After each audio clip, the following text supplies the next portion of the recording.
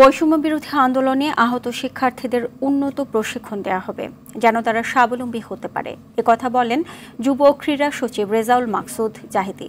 রাজধানীর একটি হোটেলে সানেম ও অ্যাকশন এইড আয়োজিত youth empowerment to development sustainable Bangladesh বিষয়ে গোলটেবিল আলোচনায় কথা বলেন। সচিব বলেন, কয়েক বছরে নেওয়া অনেক প্রকল্প তরুণদের খুব বেশি উপকারে আসেনি। উন্নত বিশ্বের সাথে তাল মিলিয়ে চলতে তরুণদের চাহিদা অনুযায়ী নতুন প্রকল্প নেওয়া হবে।